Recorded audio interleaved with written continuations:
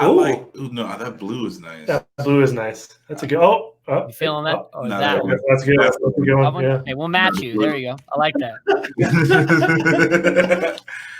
Oh yeah, I didn't even think about it. Yeah, of course, I like that blue, right? Right.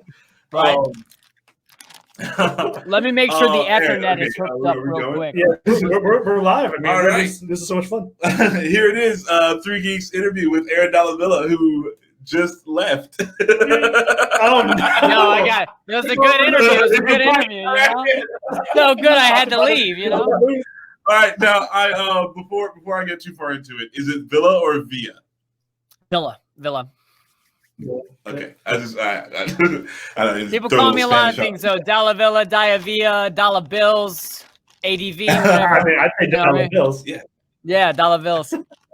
all right, Dollar Bills. Well, I was going through your IMDb. We're like checking you out, and like you just do everything. Got to, man. You kind of got to these days, bro.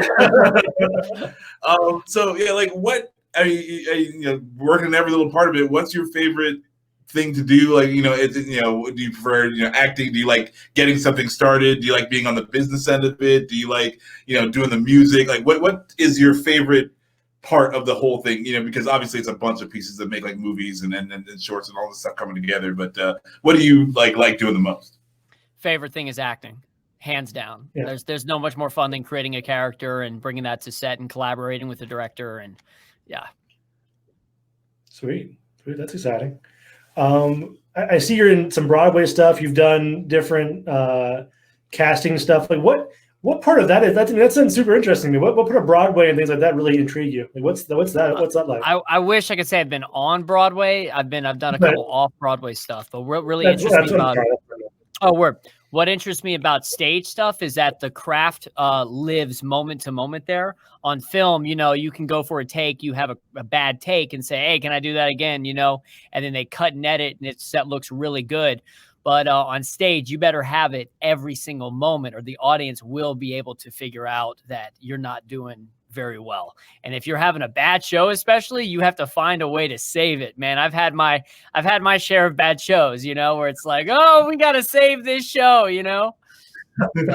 So I love. How do you do that? How do you figure that out? Yeah, do you give yourself like the locker room pep talk at halftime? Do you I have a whole before I prep for a show or a film and stuff, I have a whole ritual. If I'm doing an 8-show-a-week show, I have a ritual. I listen to the same songs. I do the same workout. I eat the same thing, close to eating the same thing. I go into straight up military mode when I'm working on something consistently because I need to output the same performance of that quality, if not better, every night.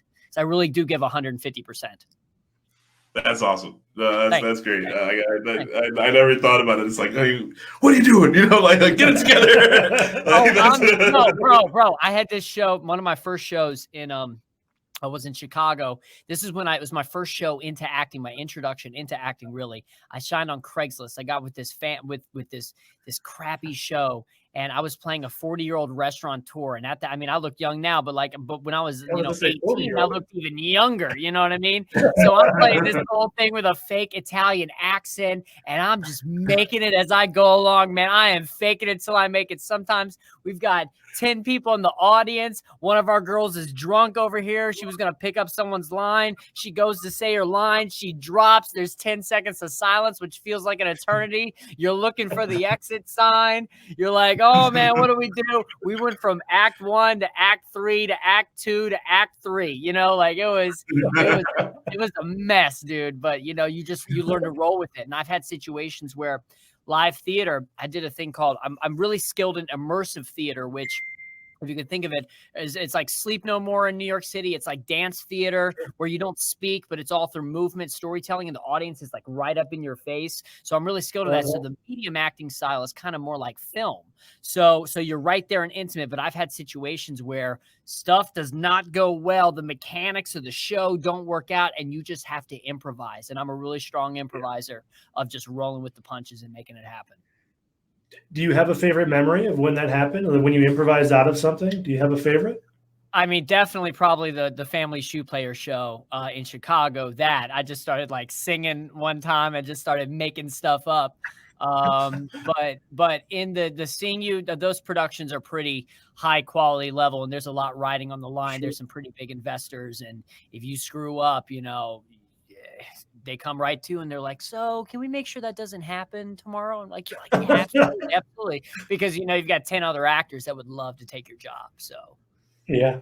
The pressure is real. The pressure is real, but I cannot hardly imagine. Yeah. Yeah. Well, it's worth it though. It's really worth it. So sure. The listener question that you were talking about before. Oh no, I know. Well, I have a friend that is a listener. A listener is a big fan of Earth Defense Force. So anything you can talk about that. Oh my god, dude! All he ever talks about is that game for the past month. So if you can give me any type of tidbits from that, I would be a very good friend. Appreciate it. Oh, yes. Did you play the one I'm in, Earth Defense Force Iron Rain? I think he's played almost all of them. I haven't got that through, but if you can do any insight into that gaming series, that would be. Bro, I'd be a very good friend right now. I didn't know anyone played that game, man. This is so exciting. I talk about it with my publicist, and I'm like, "Yeah, I was in Earth Defense Force Iron Rain," and she's like, "What?" And so, you say you're in Grand Theft Auto or Red Dead Redemption. It's different, or by Resident Evil. But this is so dope for me. Okay, so here's how the audition process went down for that. I get an audition through New York AV Post for several roles. I get closer, I get all these different people, and then I get this guy with a French accent. So I said, screw it, I'll do a French accent, whatever. I took the copy and I was literally like, blah, blah, blah, blah, blah, blah, blah, blah, blah, blah. All right, send it. Because literally some days you move so fast that you got to get stuff done, and it's like tight deadlines that you're like, all right, just do it. You know what I mean?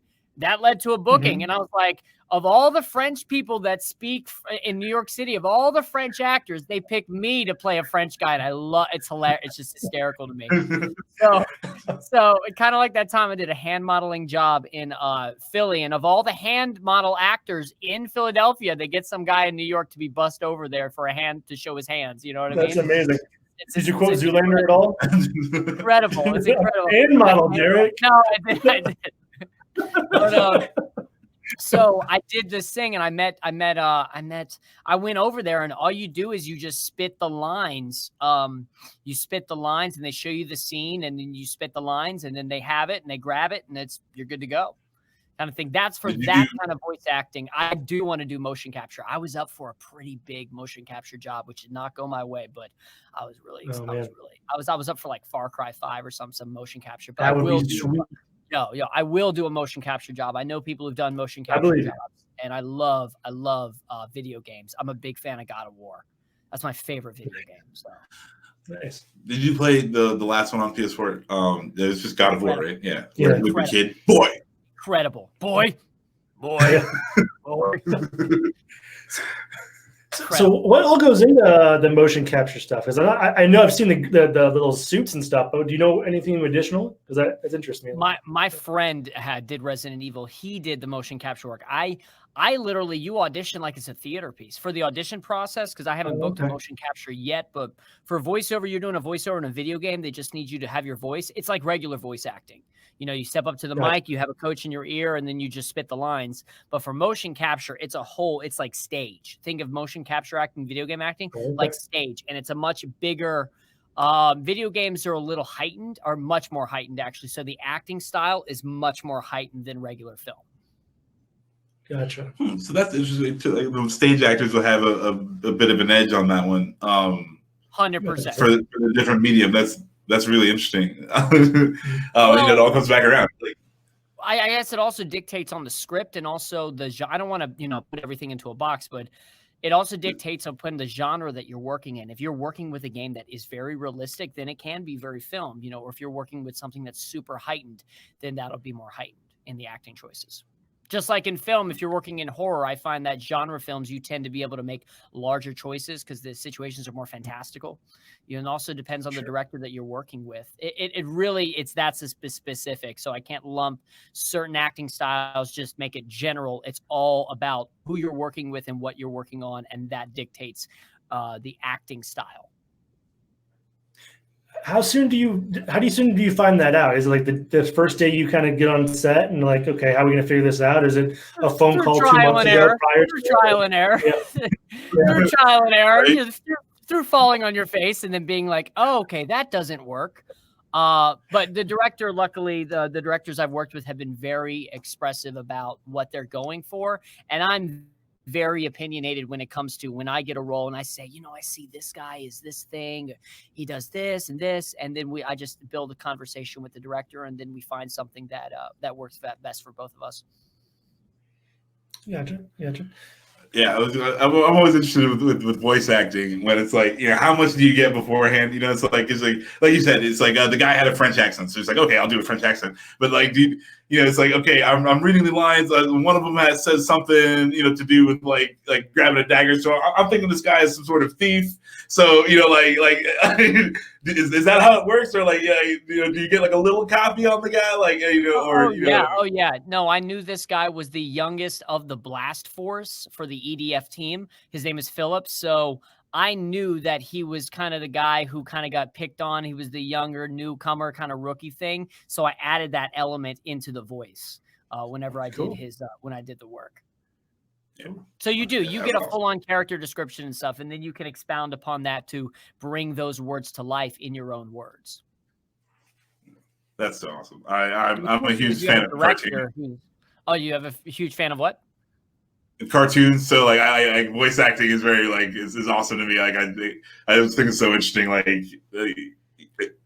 I've always wanted to be like in the room because, you know, it's like you can, like you're saying, like, so like with motion capture or even not, like, you know, sometimes you feel in the role, so you're acting this role, you're doing all these things, and you know, like it's just for nobody, you know, like you're just kind of standing there in a room doing these things. So I always thought like voice acting is just like very interesting in like its own sort of like interpretive dance sort of thing, or like or somebody like going full nuts, you know, like if you're in a horror thing, but you know, like they're just stone faced, like because they do this all the time, you know, like, you know, you're Mark Hamill. This is the 800th time you've done the Joker laugh. You're just like, and then, you know, like your face does nothing. Like it's and because like, it's all about what's being heard via the voice, you know, which is going to be put on the animation. You know, when I audition for a lot of animation stuff, so I can't wait to book a higher profile animation project. And I'm in my booth literally with my coach. It's a totally different world of acting. It's its own thing. I'm still trying to hack the whole animation thing, you know, but you listen to it, it tends to be heightened, especially if you're going for kids shows. Kids shows tend to be heightened, but once again, it's all first, it's all about the acting. The acting comes first before the voice, because people think, oh, voice acting, it's silly voices. I'm like, yes, that's a part of it, but it's about the storytelling. It's all about what story you're telling. It's all about the acting. The acting comes first. So I'm looking on your IMDb and it says casting department. Does that mean you helped cast things for that Mao movie? Yes. Yeah, MIAO. That was a pilot that I did with a filmmaker down in Florida. I helped cast about 100 extras for his TV show pilot. So we got 100 extras. So I'm literally on backstage casting people, locking them down, setting all that stuff up. And I'll tell you guys, producing makes acting look really easy. Producing makes acting look really easy. I thought acting was, you know, sometimes pain, but no, producing, oh my gosh, they're putting out fires left and right. You know, I said, can I just stand in front of the camera and say a couple lines and go back to my trailer, you know? It's got to be a bit like herding cats. Like, usually 100 extras. Like, that's a lot of people. And people ask you dumb questions that you've already said answers to. It really can be frustrating. But the process is also rewarding, being a producer, because you really feel like you're in a lot more control of the overall project. I want to be the guy who like tells, like, I just want to walk around and tell the extras like their little backstory. Like, here's your motivation. Yeah, like you're just sitting there, like, all we need is, but you know, when you had a long day. That was, I became friends with all these people that I cast, you know, and I would be like, all right, so when the camera passes by you, I need you to act like this. And we were shooting this really cool sort of, you know, underground crime kind of thing. So, you know, I was like, all right, you're smoking the blunt over here. I need you to cross camera and this line and da-da-da. So it was a really fun experience. MIO, yeah. That's and awesome. total. I mean, I got to work with a whole stunt team too. You know, I got to work with a stunt team that's very active in the Atlanta industry. So being able to say, you know, you set up here, this is where you're going to be. And I got to learn from them and can make connections with them as well. So, and also being on the other side, not in acting, being on the other side has allowed me to relax more when I get on set with people. Like the last movie I shot, you know, sometimes the last thing a producer wants is for an actor to have a problem. The producer expects you the moment you show up to have your lines, do your thing, and just be cool. They don't want to hear any problems from the actor because they're dealing with 10 other fires, you know? So it's just made it a lot more relaxing and be like, my job is very simple. You show up, know your lines, know your intentions, be open to the creative process, and that's it. Well, and going off of that, I mean, you've done a little bit of everything, it looks like. I mean, art director, I see, writer. I mean, you can relate to almost anyone on set, I would imagine. Right? Yeah, I think that's really important that we're empathetic towards other people's jobs on set so that we don't treat people differently, that we give them the equal amount of respect as well. You know, the script supervisor is incredibly important, just as important as the director, as the producers, and the gaffers are just as important. You know, they make you look good. So you don't want to piss off the DP, you know, and all of a sudden he's like, well, over here. Definitely don't want to piss off the editor, or else because then I mean, you know, you get edited right out of the film, you know. So you have to it's like amount of respect, even down to like Crafty, everyone, the extras, everyone. You have to treat everyone with absolute respect. So, and that's where a lot of direct actors, their careers start going sideways because when they get too big for their britches and they start treating people like shit. You guys seen the Christian Bale thing where he just goes off on that? Well, he was like boom operator or something like that. He just went back. He's like, sideways. Terminator, and the guy's like trying to check the what's he doing? He has a little thing to check something. Yeah, he goes. Yeah, he went off on it. He just went in. Yeah, I guess he had gotten some bad news earlier that day. I mean, don't mess with American Psycho. Right? Yeah, right. That's You never know. But then again, he's Christian Bale, so. You know, he does a lot of good stuff. I don't know what their relationship is on set. I don't know what his relationship is with the director, or if, you know, if he's joking around with the guy. There's so many different, you know, levels and stuff. We only see one perspective of what the story is presented us as, and just keep in mind that there are plenty of other perspectives about that same story than the one that we're told to believe. It looks good on TMZ. Yeah, it sure does. Oh well, that's their number one thing, man. The drama. It's all about the drama, dude. Because drama sells. Why do you think we're moving towards speaking of, you know, TV, moving towards reality television? You know, that's dominating a lot of avenues because people love watching that sort of drama, and it's cheap. It's cheap to shoot. You don't need lighting. You just take a camera, few crew, some people with personality who are going to say stuff you can't believe, and put them in a room together. Boom. Yeah, like not only, and they call it reality TV, and it's like not anywhere close to reality. Is what gets me. Is like none of this is what? None of this is real. You know, like people don't actually act like you know, like the Real Housewives. They go around and I'm like, this is all for TV. You know, like the Kardashians. This is all for TV. Like they didn't act like this before they brought these TV cameras in here. Like I actually think they're told what to do, actually, and they say, well, can we, you know, you're going to become this type that we need for the show. You're going to become this type that we need for the show. And then in the editing does the magic and stuff. I know I auditioned for the Glee Project season 2, and in my interview with them, they were trying to pull out like my personal experiences when I wasn't giving them enough. They were trying to pull out more personal stuff that they could run with and be like, oh, is he a personality that we could have for 12 episodes? Is he going to string things along? And they'll heighten things to, you know, keep the viewers coming back. Makes sense. Yeah, I mean, I guess if you're watching actual TV, it's like a dude sitting on the couch playing Earth Defense Force, and he's like, "Come on, for the most part, real life is very boring." You know, I mean, that's why I feel blessed every day to be working on what I work on. Because a lot of people are like, yo, I wish I could be doing that. You know, you're auditioning for these projects and stuff that people, you know, watch on a daily basis. And I'm like, wait a minute. You know, most people go to these 9-to-5 jobs that they absolutely hate. And then they watch Netflix from 6 p.m. to midnight. And then that's their life. a lot of life is very boring. So I'm very happy to be working in the creative space, and it's extremely risky. And I kind of like the risk. It's really thrilling and it's exciting. Yeah, for sure. And I mean, it has to feel good to be like, hey, I beat out probably 100,000, maybe 1,000 people for this role, right? You know what I mean? Like for every one role you got, there's 100 people behind it. Like, hey, I would have totally done that role. Bro, let me just from a perspective that I know, 700 people were submitted for my role in my last movie. 700 people. You know, how many people of those 700 submitted get an audition? What, maybe 30 or something? I don't know, unless they see all 700 people if they've got the time. Then one person out of those 700 gets the job. You know, the TV show, I went out for the lead in The Boys, the TV show The Boys, and they ended up going with Jack Quaid. And I know the casting director, and he said, we saw 10,000 people for that role. Whew. They saw 10,000 people, which makes me think, how many people were submitted? Oh, that's insane. And one person gets the job. And this is where, guys, if you're an actor, like, it's not any actors watching, like, it's not about you. Your job, and Bryan Cranston talks about this, your job is to show up, do your job as an actor, show them what you can do, and walk away and move on to the next thing. That's why most people quit, because of the rejection. The rejection's not about you.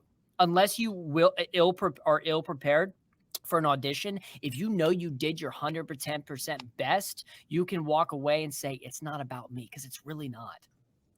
Right. Yeah. That's a good way to look at it. It's a healthy way to look at it for sure. Oh yeah. Otherwise, you want to lose. Yeah. You'll lose your mind. You'll lose your mind. Yeah. Definitely carry the weight of everything. And no Ferrari. Where's my $1 million house? Where's my perfect whatever? Where's my series regular job? You know, where's my Oscar? It's like, dude, stop. You know, just. Right. I got the best advice from a mentor. He said, take your horse out of the race. What race are you running? Why are you trying to get to this destination? You have to fall in love with the journey. You have to fall in love with the process. You really do, or else you will want to quit. And I've had moments where I've wanted to quit, man. There have been some big rejections where I was like this close and I was like, oh, man, you know, heartbroken, to where I had to take a nap, you know, because I was so I had to take a nap. I was like crying. I was like, oh, take a nap. You know, then I wake up. What do? I keep moving, man. That's not a tear. Yeah, no, my yawn. My pillow's melting, man. Oh man, but like The Boys, like I can definitely see you too. Like, if I was the casting director and I had to choose, like okay, well, like it's not the face. I can't imagine sorting through 10,000 of anything, let alone people that all have lives. Oh man, you know, that's got to be a little like soul deadening. You know how they say like surgeons are kind of like they dead inside because like they know how people work. They can put you back together and take you apart real easy. So like that kind of like in your mind makes you go to a different place. Like if you're a casting director and you go through a million, you like after your millionth person for whatever role, are you just like, I don't even see faces anymore? Like I'll tell you, literally, but I've been on the casting process side as well. Sometimes I'm checking my phone and I'm looking at the tape. I'll watch 10 seconds of a 3-minute audition. I'll be like, nope, not the part. That's literally how it is. You know, they'll be like 10 seconds. And how do you tell the first 10 seconds? How do you know? They know. They just know that that's their job. They know what they're looking for. They have an idea from the director what they're looking for, and they'll know immediately. Well, first off, can you act? Okay, cool. They cross that. Are they tall enough? Are they short enough? Are they fat enough? Are they skinny enough? Are they blonde? Are they dark hair? Are they whatever? Then all that stuff comes into play. And literally, I think with voiceover auditions, I think of voiceover auditions as I literally record something, send it off, and it goes into some like void ether or whatever, and I expect to never hear back, because literally the director's there listening to something, they'll probably give you like 10 seconds, honestly, and it's like da-da-da-da-da, nah, not it, next, da-da-da, not it, next. So you got to nail it in the first 10 seconds of an audition. You really do. That's insane. That's absolutely. So I see a bunch of movies that are like completed in post production. Is COVID really hitting like your release stuff for your shorts and your other films and stuff? Well, yeah, COVID affected all those small things. That's one of the movies I have coming out. I believe they had festivals lined up in the UK and the US, and they have a sales agent now for UK and US. So they're trying to sell the film. I know Alpha Rift, COVID was kind of a blessing in disguise because he needed to do a lot more post-production work on it. And I actually was doing ADR on the film the other day. That's going to be a movie that I would love to come back and promote with you guys. It's a total fanboy who likes Dungeons and Dragons kind of a game who literally turns into a medieval knight superhero. And I'd love that. Sign me up. All that. People, like, I saw the thing and I was like, I turn around to the director's right behind me and I'm like, this is good, because when you do a project, you never know if your project's going to be good, and you hope to God it's going to be good. And then I have a secret project that's not listed there. That's about 90% done. That one I really think is going to blow people away. Cool. And then what other ones were in post? Well, you have for entertainment purposes only. You got the Black Sky under Harper's Road. Bro, Black entertainment purposes, that's been in post for like 2 years, bro. I hit that guy up like a couple years ago. I should probably email him and be like, yo, can I get my footage for this? Like, I don't need it, but I was like, hey, what's going on? Because you never know, man. The movie could have lost funding and it's like still waiting to get done. Black Sky under Harper's Rock, that's almost done. I did some ADR for him a couple months back during COVID. What else? What's going on with Home? I've never seen X's in an IMDb page. Like 2017-XX. Home. Do you know what that is? Home. Your list has. That was a short I did. Yeah, that was released and submitted to festivals. Oh, okay. Yeah, cool. Yeah. Cool. So what? Oh no! Go ahead. Keep going. No, sorry. COVID has been for me. COVID has been a time for me to learn how to adapt and figure out what's going on. Luckily I just signed with a talent agency. I just signed with Stewart Talent. They're very strong in voiceover as well. I've done a lot of voiceovers in quarantine. I ended up recording 2 of them. One was for Starburst. The other is for Hollister, and Hollister will be coming out next year. I shot something in Las Vegas. I'm set to shoot something for network in October in Los Angeles. So, it's been a good year for me because I've just, been like, I'm not going to let this situation hold me down. And also I've had the opportunity to dip into my music sort of background because I used to be in a boy band, et cetera. So I used to, flex those skills a little bit and just put something out there, just continue to stay creative and current and relevant so that I don't just wash away. Because a lot of people just kind of move back home with their parents and they're not really pursuing it, or they've literally, I know people who've left the acting business, and I said, I'm not going to do that. Yeah. I mean, if it's your dream, that's your dream, man. And you've been killing it. You got a whole bunch of stuff on you. And what's crazy is that people say I've been killing it. In my mind, I'm like, no, I need more. No, I'm not. I'm hustling. Like, it's crazy, dude. Or like, when people will book things, I'm like, man, why didn't I book? No. You know what I mean? So I have to remind myself. It's great. Yeah, the struggle's real. So I have to remind myself. But like even Michael Jordan had to he would make up stuff about things the other team didn't say, just to get himself psyched up for the thing. And he's Michael Jordan. Does he need to be any better? Huh? What would Michael Jordan say? He made up. He said somebody it was it was a news thing. Yeah, he said somebody had on the other team had said something about him and the Bulls, and he's like, I can't believe this dude would say that, and got this big old got angry just to get himself psyched up for the game, and it's like, dude, you're Michael Jordan. Yeah. You don't. Anger is a powerful tool, and sometimes even when it's hard for me to get out of bed, it is hard for me to get out of bed in the morning. Sometimes it's like, I'll have moments of like, why am I doing this? Why am I doing this? I'm tired, whatever and stuff. I'll be like, Alexa, play Rick Ross. You know what I mean? I'm done. I'm like, let's go. Come on, let's go. Where's my cup of coffee? Let's go. I'm fucking the world today, man. So I'm just, you gotta stay in it. You gotta stay in it. And the best way to get out of that sort of headspace of comparing yourself to other people is being one, gratitude, having gratitude for waking up in the morning, you're alive, looking at what you've done. I'll literally do like this when I start comparing myself to other people. I'm like, dog, you got a documentary about your life being made right now. You have two other movies in post-production. You just dropped this. You have this coming out. And besides that, you're alive, you're healthy, you have food, and I'm literally like, yo, I start thinking, wait, why was I comparing myself to someone? Bro, I'm so blessed, dude. I'm so beyond blessed. And then it's like, all right, let's get it. What can we do today to keep moving forward or make some impact or some damage and stuff? Because it's an onslaught. You know, we have social media and breaking through the mold with so much noise out there, and try to stay current. You got to tell people 6 times to check something out of yours. You know, it's the constant grind. You have to love the grind. You have to love the grind.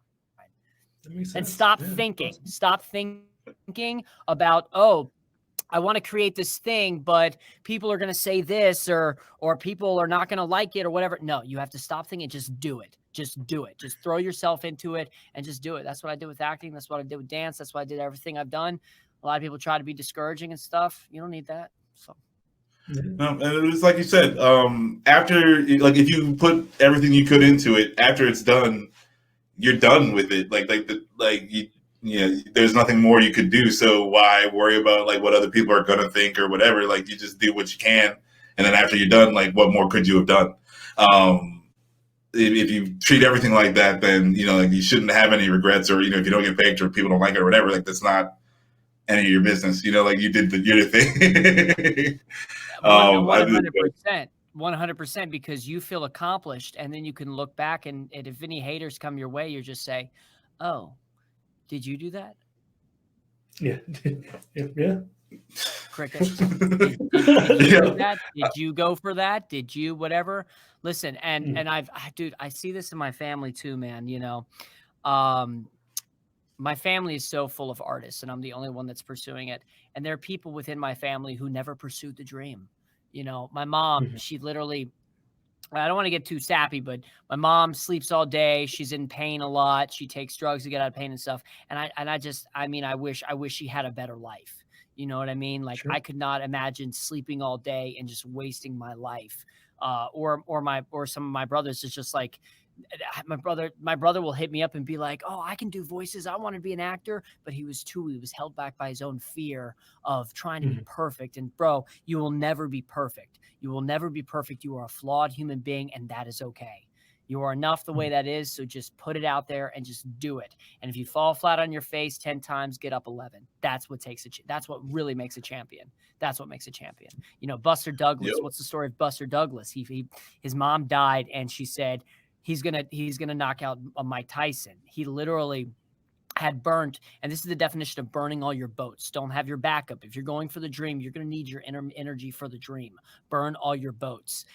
Don't have that backup. Go all the way. And Buster Douglas said, I had no other chance. You know what I mean? Because his mom died. He said, I have to do this. I have nothing to lose. So you have all to gain, and that's the mentality that you have to wake up with every day. I love this motivational stuff too, man. I'm all about that life, bro. I'm all about the motivation life, bro. I'm all about it, dude. We will get you. We will catch you. I know you're on the Joel Osteen motivational tour or something, but I get compared to Joel Osteen all the time, bro. All the time, I actually worked with someone who works with Tony Robbins. Actually, he's a bit of a motivational. We'll definitely have you back on for when Alpha Rip just comes out, and when that's all done, we'll definitely have you back on again. You're a super awesome dude, Aaron. Thank you for coming on. This has been another 3 Geeks interview. Oh, where can they find you? Before I get ahead of myself. Oh, word. Okay. So, you can find me at Aaron Dalla Villa, mainly on my Instagram. You can find me on TikTok, Facebook. Check out my Spotify, Dalla Villa. I just released my 3rd song, Bring It.